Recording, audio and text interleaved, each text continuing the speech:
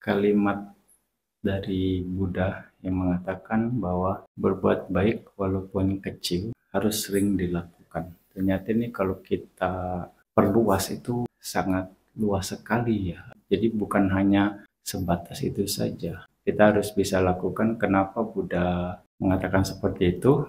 Supaya menjadi kebiasaan yang kuat, satu kondisi. Lalu berikutnya, ketika kebiasaan itu jadi kuat, itu juga diharapkan kualitas kebaikan yang dibangun atau yang sedang dikondisikan pun sama. Karena sering dilakukan. Sering dilakukan berarti tidak pilih-pilih. Dengan siapapun, kondisi apapun, ya bagaimanapun, kualitas kebaikan Anda sama kuatnya. Itu maknanya ya. Nah, juga kebaikan ini pun juga bukan hanya memberi, bukan cuma hanya berdana saja. 10 parami Anda bisa apply di sana. Ya, misalnya saja, ya ketika Anda berdana, mungkin Anda bisa happy dengan orang yang Anda sukai, dengan orang yang Anda hormati. Bagaimana bisa nggak Anda menjaga kualitas kebahagiaan itu ketika Anda berdana kepada musuh Anda? Ini kan belum teruji. Nah, di sini yang harus diuji dengan seringnya latihan berdana. Lalu juga masalah kesabaran. Kesabaran juga perbuatan baik kan, yang juga harus dilakukan seringkali, walaupun kecil.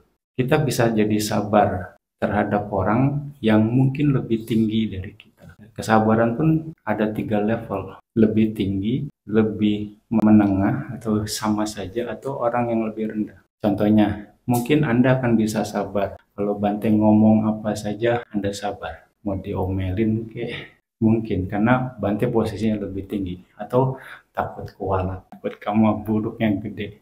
Ya, Anda bisa sabar karena posisinya lebih tinggi. Jadi memperhatikan posisi. Bagaimana kalau sama orang yang lebih rendah dari Anda? Bisa nggak Anda sabar? Apa sih dia? Siapa sih dia? Kesabaran itu tidak akan muncul. Nah, ini harus dilatih. Kalau sama teman saja kadang nggak bisa, misalnya.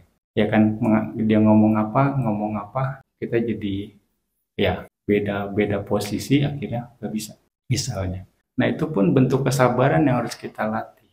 Dalam kondisi apapun, kita harus coba untuk ya memaknai kesabaran itu tanpa syarat. Ya, jadi sekali lagi bukan hanya cuma berdana, tapi juga yaitu kesabaran. Bagaimana misalnya dengan anak, posisi Anda sebagai orang tua, ketika anak melakukan begini, Anda masih bisa sabar enggak? Ya mungkin Anda sabar karena sayang, mungkin. Berarti ada syaratnya sayang.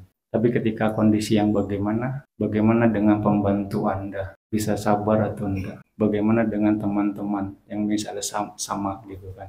Atau mungkin teman-teman yang lebih rendah? Itu tadi.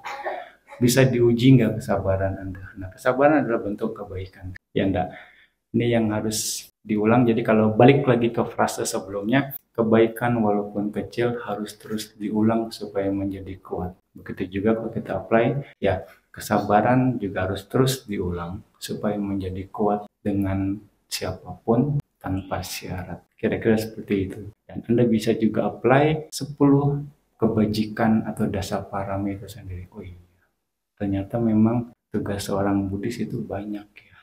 Anda bisa gunakan ini. Nah, ini perenungan bagaimana kita bisa mempraktekkan Dhamma. Ternyata Dhamma itu luas. Kalau kita bisa menerjemahkannya dengan baik ya. Itu yang akhirnya sekali lagi yang sering Bante katakan, kita pada akhirnya akan mampu memaknai, menghayati bagaimana berbuat baik dengan ketulusan. Ketulusan itu ya tanpa syarat, sekali lagi. Apapun kebaikan Anda berdana, Anda waca, Anda meditasi, Anda jaga sila, Anda bersabar, Anda memancarkan metta, Anda pelepasan atau yang lainnya. Sehingga itu kondisi itu bisa jadi modal Anda untuk melakukan kebaikan. Oke. Seperti itu ya. Jadi semoga ini bisa menjadi perenungan buat kita semua.